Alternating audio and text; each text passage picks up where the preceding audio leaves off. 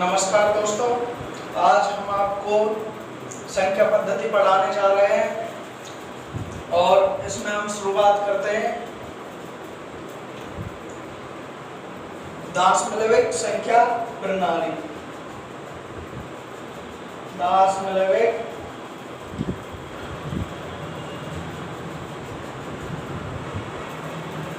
संख्या प्रणाली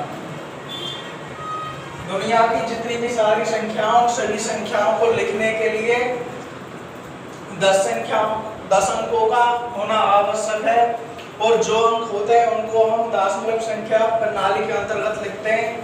जैसे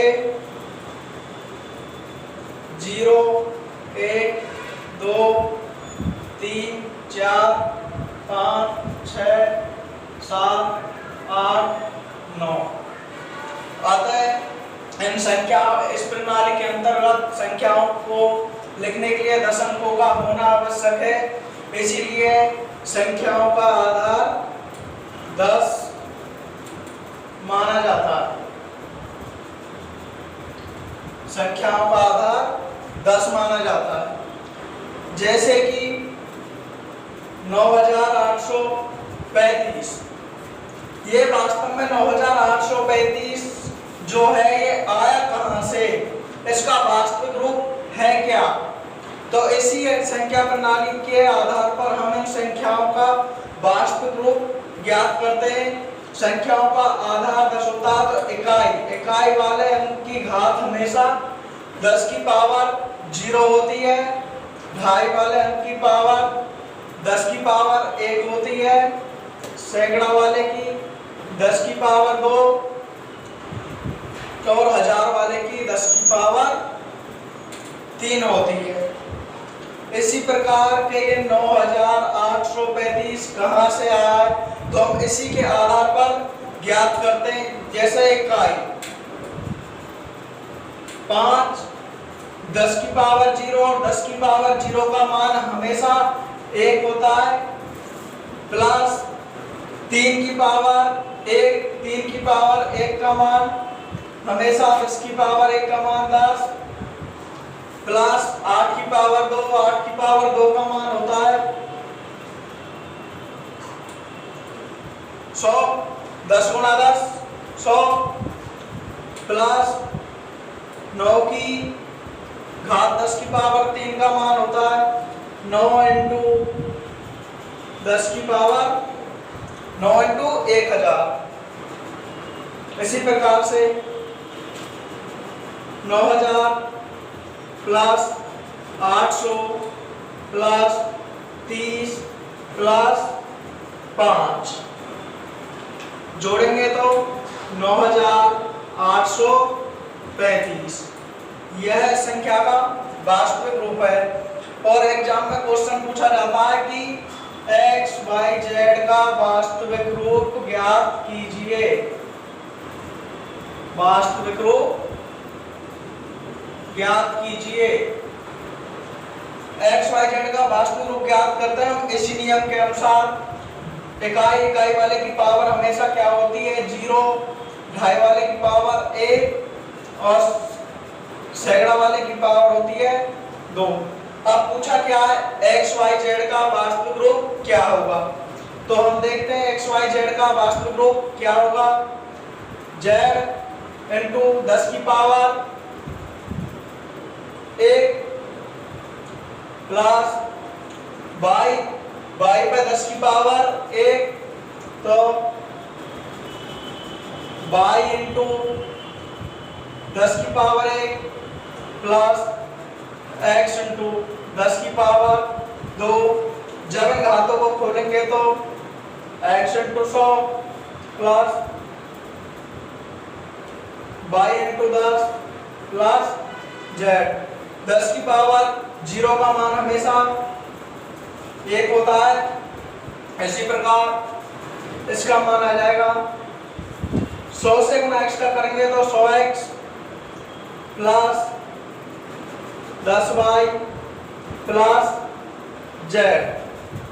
अतः जो हमारी संख्या का वास्तविक रूप होगा वो होगा 100x plus 10y plus z। ठीक है दोस्तों।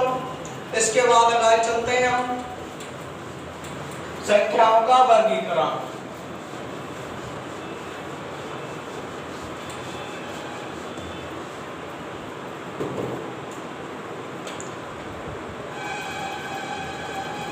संख्याओं का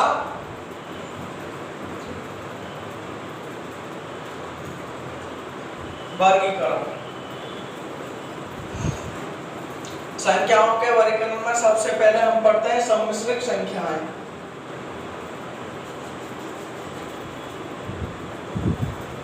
सम्मिश्रित संख्याएं, दुनिया की जितनी भी सारी संख्याएं हैं वो सारी संख्याएं सम्मिश्रित संख्याएं कहलाती हैं। सारी संख्याएं सम्मिश्रित संख्याएं कहलाती हैं। इसके बाद पढ़ते हैं हम संख्या के वर्गीकरण में। इन संख्याओं को दो भागों में बांटा गया है, वास्तविक संख्याएं एवं काल्पनिक संख्याएं। काल्पनिक संख्याएं, काल्पनिक संख्याएं -√1। एक वैज्ञानिक था ईरोलर, उसने काल्पनिक संख्याओं की खोज की और उसने सिर्फ -1 को एक काल्पनिक संख्या माना और उसने काल्पनिक संख्याओं को i से प्रदर्शित किया, आयोटा से। और i की पावर 1 का मान होता है √-1 और i की पावर 2 का मान होता है -i-1 और i की पावर 3 का मान होता है -i और i की पावर 4 का मान होता है 1। एग्जाम में क्वेश्चन पूछा जाता है कि i की पावर 125 का मान ज्ञात कीजिए। इसमें हमेशा घात को छोटी बनाने के लिए 4 का भाग दिया जाता है। 125 में 4 का भाग देंगे, 4 का भाग देने के लिए पूरी संख्या में भाग देने की जरूरत नहीं है, सिर्फ अंत के दो अंकों में भाग देने से ही वह संख्या का पता लग जाता है। क्योंकि 4 के भाजकता का नियम यह कहता है कि यदि किसी संख्या के अंत के दो अंक 4 से पूरी तरह विभक्त होंगे तो वह पूरी संख्या 4 से विभक्त होगी। 4 छक्की 24, 1 i की पावर 1 और i की पावर 1 का मान क्या होता है -√1। इस प्रकार से काल्पनिक संख्याओं के क्वेश्चन पूछे जाते हैं। ये कितने होते हैं? घात को छोटा बनाने के लिए दिया जाता है। घात को छोटा बनाने के लिए 4 का भाग ही क्यों देते हैं? क्योंकि 2 की पावर 1, 2 की पावर 2, 2 की पावर 3, 2 की पावर 4, 2 की पावर 5, 2 की पावर 6, 2 की पावर 7 और 2 की पावर 8। 2 की पावर 1 को खोलेंगे तो 2, 2 की पावर 2 को 4, 2 की पावर 3 को खोलेंगे तो 8, 2 की पावर 4 को खोलेंगे तो 16, 2 की पावर 5 को खोलेंगे तो 32, 2 की पावर 6 को खोलेंगे तो 64 और 2 की पावर 7 को खोलेंगे तो 128 और 2 की पावर 8 को खोलेंगे तो 256। क्योंकि इसमें 4 का भाग इसलिए दिया जाता है क्योंकि इसके 4 अंकों तक ही इकाई के अंक की पुनरावृत्ति होती है। जैसे कि 2 तो यहाँ पर 32 इकाई का अंक है। 2 की पावर 2, इसमें 2 की पावर 6 में इकाई का अंक 4, 2 की पावर 3 में इकाई का अंक 2 की पावर 7 के समान 8 और 2 की पावर 4 का अंक इकाई अंक के समान 2 की पावर 8 के समान 6। इसीलिए से पूरी संख्याओं को घात को छोटा बनाने के लिए 4 का भाग दिया जाता है।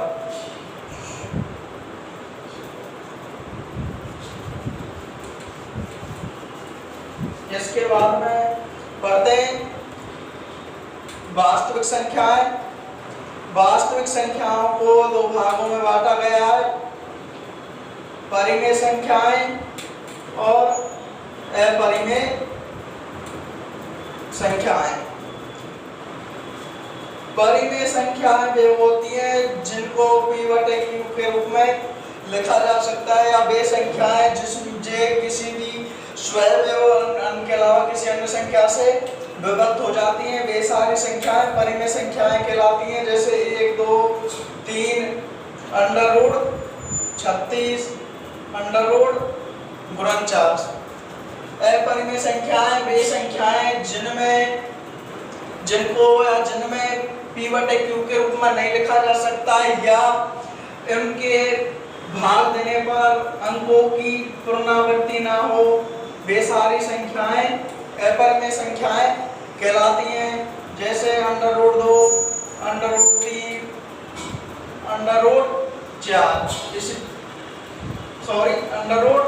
√7।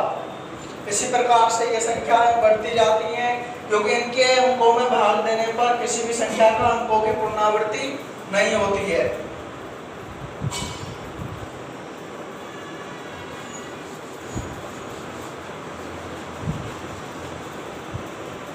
और इसके बाद में पढ़ते हैं हम परिमेय संख्याएं। परिमेय संख्याएं कौन कौन सी होती हैं? परिमेय संख्याओं को दो भागों में बांटा गया है, परिमेय संख्याएं। इनको दो भागों में बांटा गया है, एक भाग भिन्नात्मक संख्याएं और दूसरा पार्ट है इसका पूर्णांक संख्याएं। पूर्णांक संख्या को हम एक लाइन के माध्यम से समझते हैं।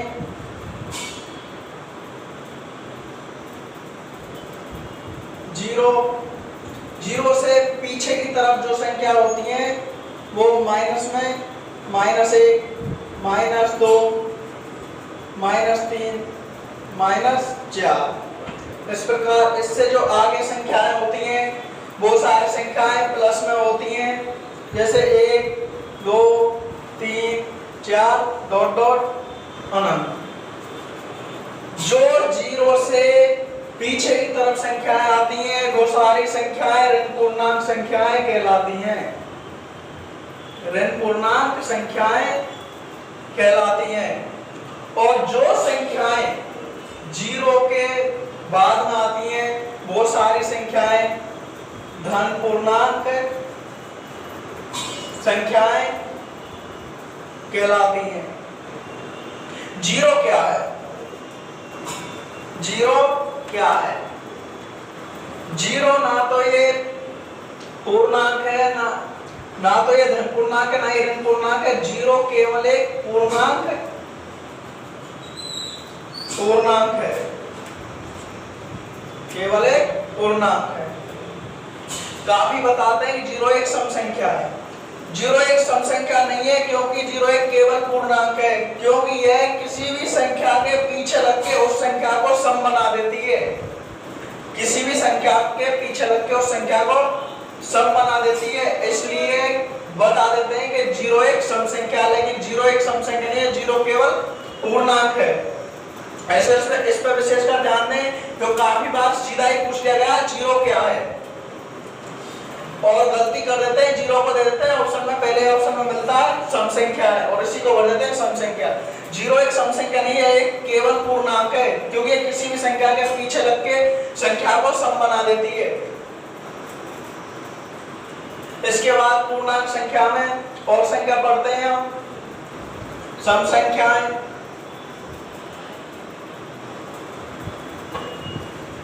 वे संख्याएं जो सम स्थानों के आधार पर लिखी जाती हैं, जैसे 2 4 6 8 ... अनंत। ये सारी संख्याएं सम संख्याएं कहलाती हैं। और इसके बाद पढ़ते हैं विषम संख्याएं। विषम संख्याएं जैसे 1 3 5 7 डॉट डॉट अनंत। यानी 1 से शुरू होकर अनंत तक जाने वाली सारी संख्याएं, 1 से शुरू होकर अनंत तक जाने वाली सारी संख्याएं विषम संख्याएं कहलाती हैं। और इसके बाद हम देखते हैं सम होगा, विषम होगा। इसके बाद हम अगली संख्याएं देखते हैं दोस्तों, अभाज्य संख्याएं। अभाज्य संख्याएं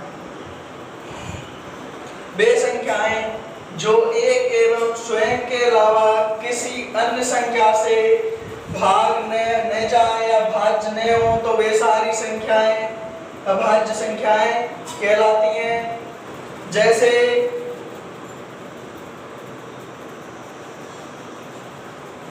2 3 5 7 11 13 17 डॉट डॉट अनंत तक, ये सारी संख्याएं अभाज्य संख्याएं कहलाती हैं।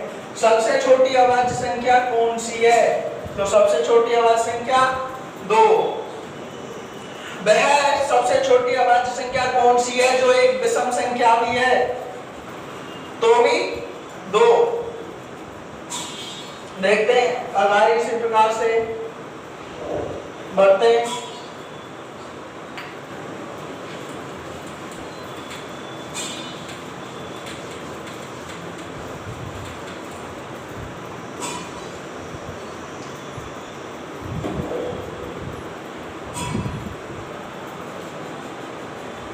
इसके बाद पढ़ते हैं हम प्राकृत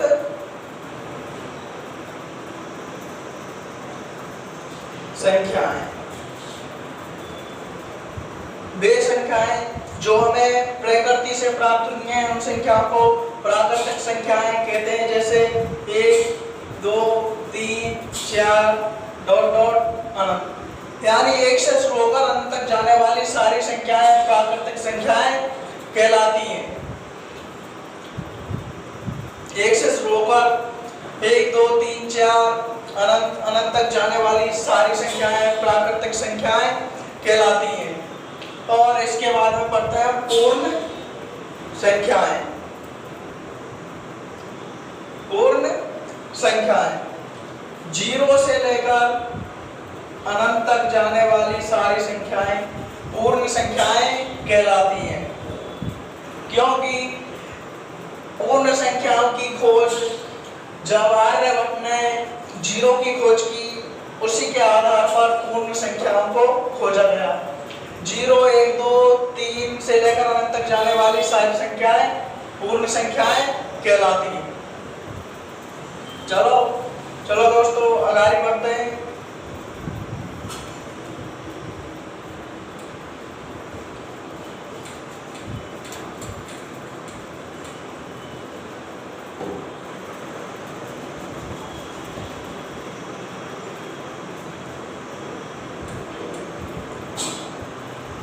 स्थानीय एवं जातीय मान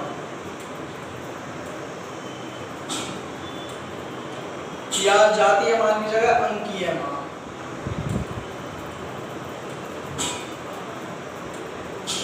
जो मैंने अभी बताया था संख्याओं का वास्तविक रूप क्या होता है, इसी के आधार पर हम संख्याओं का क्या करते हैं, स्थानीय मान ज्ञात। जैसे 9835, इसमें 8 का स्थानीय मान क्या होगा?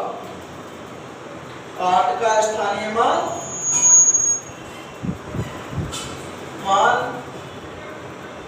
क्या होगा? इसमें देखते हैं। जैसे इकाई वाली पावर क्या बताई थी मैंने, 1 0। इसके बाद ढाई वाली पावर क्या बताई, 10 की पावर 2, सैकड़ा की 10 की पावर 2,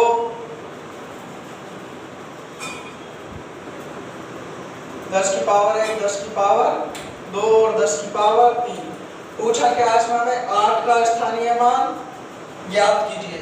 तो हम देखते हैं 8 का अंक कहाँ पर, और जहां पर 8 का अंक है उस पर देखेंगे, उस पर 10 की पावर कितनी लग रही है, 10 की पावर 9 लग रही है। तो 8 का स्थानीय मान ज्ञात करने के लिए हम हमेशा 8 को नुक्ते रखेंगे, सेम, कोई बदल नहीं करेंगे।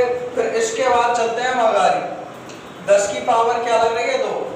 तो 10 की पावर 2 का मान होता है 10 गुना 10 यानी 100। इसको गुना करेंगे, 8 को 100 से गुना करेंगे 800। तो 8 का स्थानीय मान क्या होगा, 800।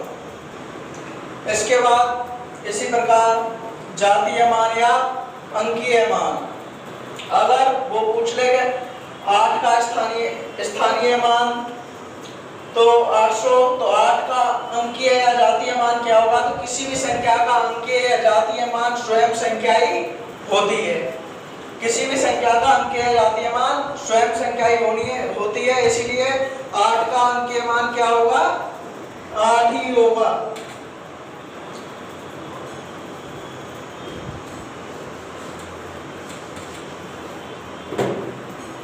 और यदि अगर वो पूछ ले कि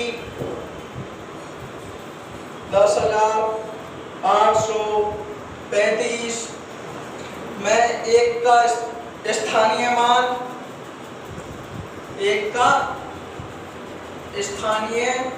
मान एवं 8 का जातीय मानों का योग क्या होगा,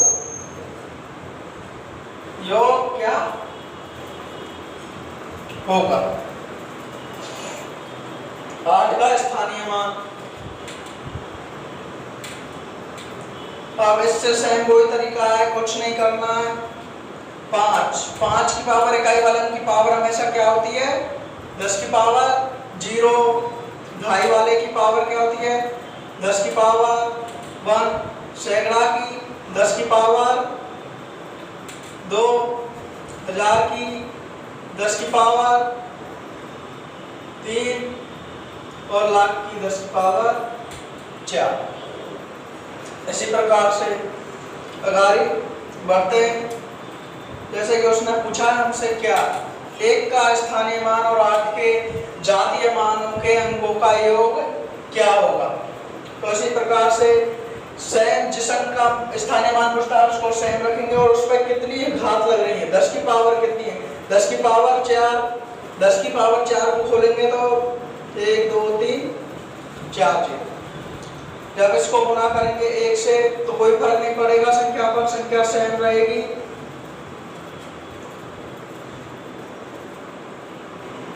संख्या पर कोई फर्क नहीं पड़ेगा, संख्या सेम रहेगी, ठीक है। और इसके बाद चलते हैं हम 8 के अंकीय मान। किसी भी संख्या का अंकीय मान स्वयं संख्या होती है, तो इसका अंकीय मान क्या होगा, 8 का अंकीय मान स्वयं 8 ही होगा प्लस 8। उसने पूछा क्या, अंकीय मान स्थानीय मानों का योग, तो अपन का योग कितना हो जाएगा, 10,000। और स्थानीय एवं जातीय मानों के अंकों का क्या हो जाएगा, 10,000। आज की वीडियो में इतना ही, मिलते हैं दोस्तों कल इससे आगे।